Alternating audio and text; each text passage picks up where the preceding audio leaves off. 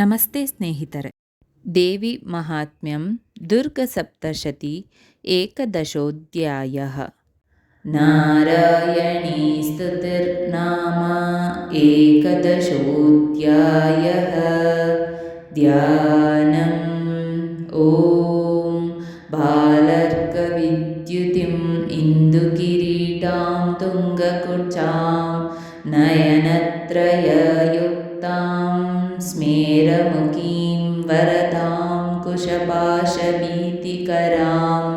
ಪ್ರಭಜೆ ಭುವನೇಶಿಂ. ಋಷಿರುವಾಚ ದೇವ್ಯಾಹತೆ ತತ್ರ ಮಹಾಸುರೇಂದ್ರೇ ಸೇಂದ್ರಃ ಸುರವಹಿನ್ ಪುರೋಗಮಾಸ್ತಾಂ ಕಾತ್ಯಾಯನೀಂ ತುಷ್ಟುರಿಷ್ಟಲಾಭದ್ವಿಕಾಸಿ ವಕ್ತ್ರಾಬ್ಜ ವಿಕಾಸಿತಾಶಃ. ದೇವಿ ಪ್ರಪನ್ನಾತಿಹರೆ ಪ್ರಸೀದ ಪ್ರಸೀದ ಮಾತರ್ಜಗತೋऽಖಿಲಸ್ಯ ಪ್ರಸೀದ ವಿಶ್ವೇಶ್ವರಿ ಪಾಹಿ ವಿಶ್ವಂ ತ್ವಮೀಶ್ವರೀ ದೇವಿ ಚರಾಚರಸ್ಯ. ಆಧಾರಭೂತಾ ಜಗತ್ತಸ್ತ್ವಮೇಕ ಮಹೀಸ್ವರೂಪೇಣ ಯತಃ ಸ್ಥಿತಾಸಿ ಅಪಾಂ ಸ್ವರೂಪಸ್ಥಿತಯ ತ್ವೈತದಾಪ್ಯಾಯತೆ ಕೃತ್ಸ್ನಮಲಂಘ್ಯ ವೀರ್ಯೇ. ತ್ವಂ ವೈಷ್ಣವೀ ಶಕ್ತಿರಹಂತ ವೀರ್ಯ ವಿಶ್ವಸ್ಯ ಬೀಜಂ ಪರಮಾಸಿ ಮಾಯಾ सम्मोहितं देवि समस्तमेतत्त्वं वै प्रसन्ना भुवि मुक्तिहेतुः विद्या समस्तास्तव देवी देवी वेदः स्त्रियः समस्ता सकला जगत्सु त्वयैकया पूरितमम्ब ऐतत्. का ते स्तुतिः स्तव्यपरा परोक्तिः सर्वभूता यदा देवी भुक्तिमुक्तिप्रदायिनी. त्वं स्तुता स्तुतये का वा भवन्तु परमोक्तयः सर्वस्य बुद्धिरूपेण जनस्य हृदि संस्थिते. स्वर्गापवर्गदे देवी नारायणी नमोऽस्तुते नारायणी नमोऽस्तुते. कलाकाष्ठादिरूपेण परिणामप्रदायिनी विश्वस्योपरतौ शक्ते नारायणी नमोऽस्तुते नारायणी नमोऽस्तुते. सर्वमङ्गलमाङ्गल्ये शिवे सर्वार्थसाधिके शरण्ये त्र्यम्बके गौरी नारायणी नमोऽस्तुते नारायणी नमोऽस्तुते. सृष्टिस्थितिविनाशानां शक्तिभूते सनातनी गुणाश्रये गुणमये नारायणी नमोऽस्तुते नारायणी नमोऽस्तुते. शरणागतादीनार्तपरित्राणपरायणे सर्वस्याधिहरे देवी नारायणी नमोऽस्तुते नारायणी नमोऽस्तुते. अंसयुक्तविमानस्ते ब्रह्माणि रूपधारिणी कौशाम्बः क्षरिके देवी नारायणी नमोऽस्तुते नारायणी नमोऽस्तुते. त्रिशूलचन्द्राहिधरे महाऋषभवाहिनी माहेश्वरी स्वरूपेण नारायणी नमोऽस्तुते नारायणी नमोऽस्तुते. मयूरकुक्कुटरुते महा महाशक्तिधरे नगे कौमारीरूपसंस्थाने नारायणी नमोऽस्तु ते नारायणी नमोऽस्तु ते शङ्खचक्रगदाशाङ्ग्रगृहीतपरमायुधे प्रसीद वैष्णवीरूपे नारायणी नमोऽस्तु ते नारायणी नमोऽस्तु ते गृहीतोग्रमहाचक्रे दंष्ट्रोद्धृतवसुन्धरे वराहरूपिणि शिवे नारायणी नमोऽस्तु ते नारायणी नमोऽस्तु ते नृसिंहरूपेणोग्रेण हन्तुं दैत्यान् कृतोद्यमे त्रैलोक्यत्राणसहिते नारायणी नमोऽस्तु ते नारायणी नमोऽस्तु ते किरीटिनि महावज्रे सहस्रनयनोज्ज्वले रुद्रप्राणाहारे चैन्द्री नारायणी नमोऽस्तु ते नारायणी नमोऽस्तु ते शिवद्युतिस्वरूपेण हतदैत्यमहाबले घोररूपे महारावे नारायणी नमोऽस्तु ते नारायणी नमोऽस्तु ते दंष्ट्रकराळवदने शिरोमालविभूषणे चामुण्डे मुण्डमदने नारायणी नमोऽस्तु ते नारायणी नमोऽस्तु ते लक्ष्मी लज्जे महाविद्ये श्रद्धे पुष्टिस्वदे ध्रुवे महारात्रि महामाये नारायणी नमोऽस्तु ते नारायणी नमोऽस्तु ते मेदे सरस्वती वरे भूति भब्रवीतामसि नियते त्वं प्रसीदेशे नारायणी नमोऽस्तु ते नारायणी नमोऽस्तु ते सर्वस्वरूपे सर्वेशे सर्वशक्ति समन्विते भयेभ्यस्त्राहि नो देवी दुर्गे देवी नमोऽस्तु ते दुर्गे देवी नमोऽस्तु ते एतत्ते वदनं सौम्यं लोचनत्रयभूषितं पातु नः सर्वभूतेभ्यः कात्यायिनी नमोऽस्तु ते कात्यायिनी नमोऽस्तु ते ज्वालकराळमत्युग्रमा शेषासुरसूदनं त्रिशूलं पातु नो भीतिभ्रद्रकाली नमोऽस्तु ते नमोऽस्तु ते इनस्ति दैत्यतेजांसि स्वनेन पूर्यय जगत् सा घण्टा पातु नो देवी पापेभ्यो न सुतानि वा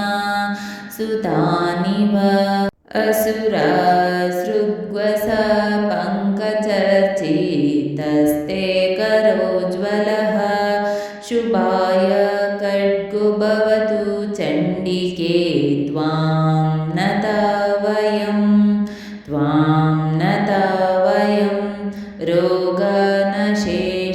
रोगनशेषनपहंसि तुष्ट्वरुष्ट्वदुकामा सकलानभीष्वान्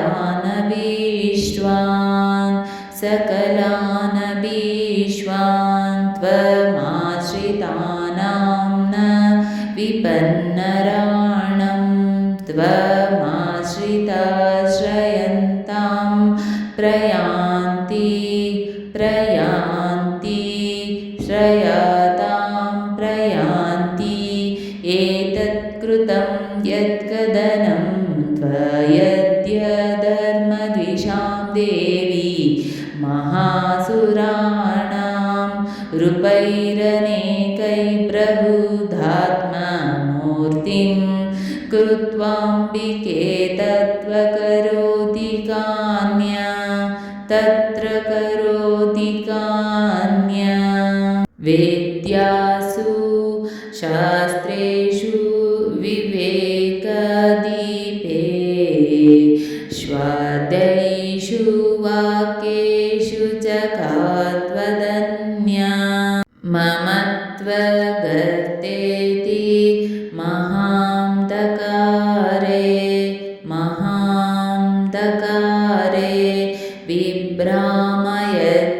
विभ्रामयत्येतदतीव विश्वं रक्षांसि यत्रोग्रविश्वाश्च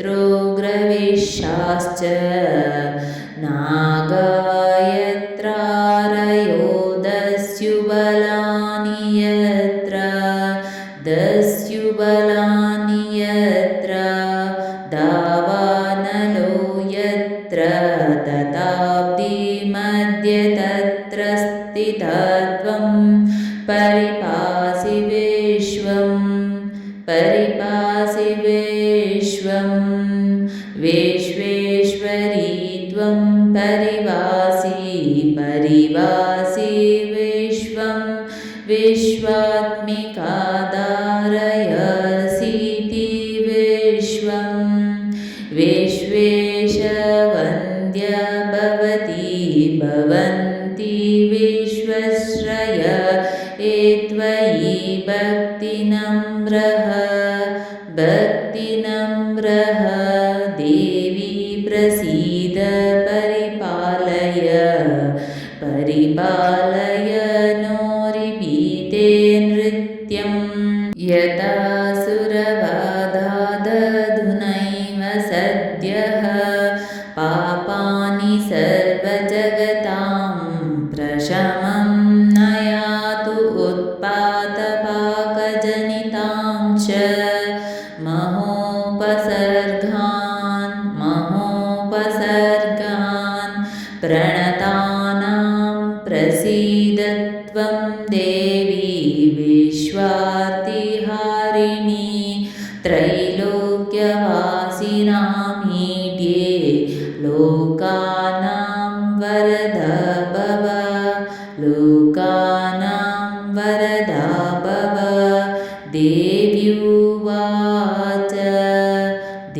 देव्युवाच वरदाहं सुरगणापरं यन्मनसेच्छत तं ऋणोद्वं प्रयच्छामि जगतामुपकारकं देवहूचुः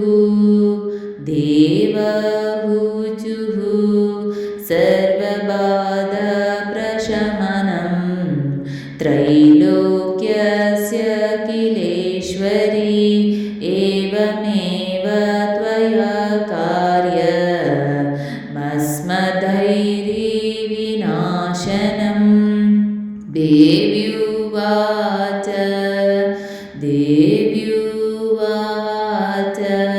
वैवस्वतीं तरे प्राप्ते अष्टाविंशतिमे युगे शुम्भो निशुम्भश्चैव न्याहुत्पत्तैते महासुरौ नन्दगोपगृहे जात यशोदागर्भसम्भव तथास्तौ नाशयिष्यामि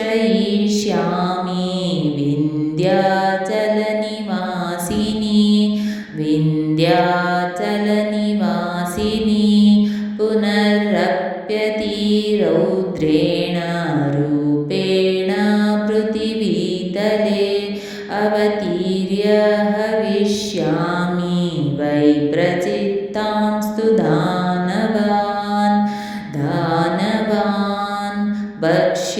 भक्ष्यन्त्यश्च तानुग्रान् वै प्रचितान् महासुरान् रक्तदन्ता भविष्यन्ति दाढीमि कुसुमोपमः ततो मां देवतः स्वर्गे मर्त्यलोके च मानवः स्तुवन्तो व्याहरिष्यन्ति सततं रक्तदन्तिकां भूयश्च शतवार्षिक्याम् अनारुष्ट्यामनम्बसि मुनिभिः संस्तुता भूमौ सम्भविष्याम्ययोनिज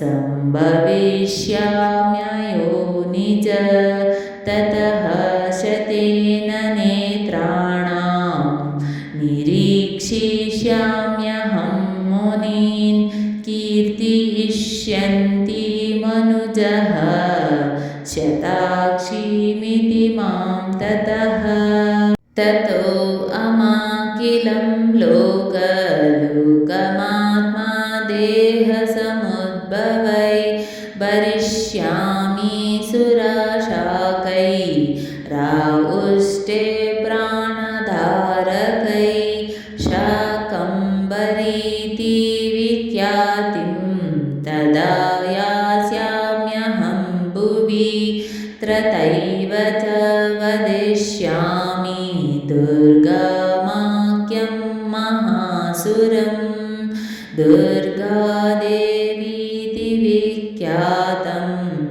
तन्मे नाम भविष्यति पुनश्चाहं यदा भीमं रूपं कृत्वा हिमाचले रक्षांसि क्षययिष्यामि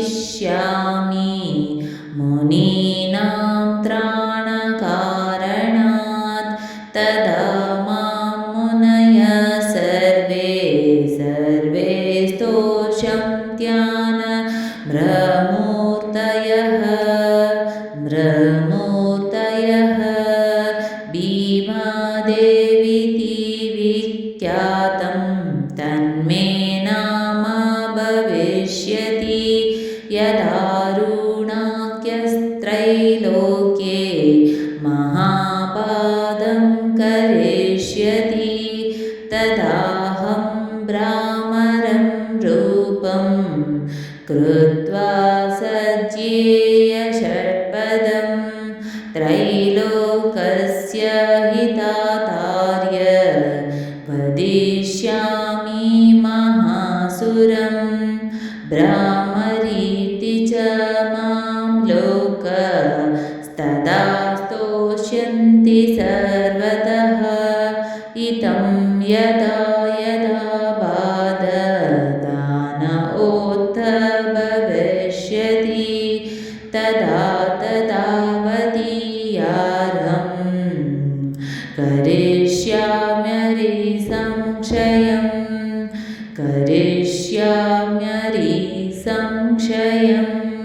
स्वस्ति श्रीमार्कण्डेयपुराणे सार्वनिके मन्वन्तरे देवी महत्ये नारायणी स्तुतिर्नाम एकदशोऽध्यायः समाप्तम् आहुति ॐ क्लीं जयन्ति साङ्गाहै सशक्तिकाहै सपरिवाराहै सवाहनाहै लक्ष्मीबीजाधीशाहै गरुडवाहनै नारायणी देव्यै महाहुतिं समर्पयामि नमः स्वाहा। ಸ್ನೇಹಿತರೆ, ಈ ವಿಡಿಯೋ ಇಷ್ಟವಾದಲ್ಲಿ ಲೈಕ್, ಶೇರ್ ಆ್ಯಂಡ್ ಕಾಮೆಂಟ್ ಮಾಡಿ. ಮುಂದಿನ ವಿಡಿಯೋಸ್ಗಳಿಗಾಗಿ ಚಾನಲ್ ಅನ್ನು ಸಬ್ಸ್ಕ್ರೈಬ್ ಮಾಡಿ. ಧನ್ಯವಾದಗಳು.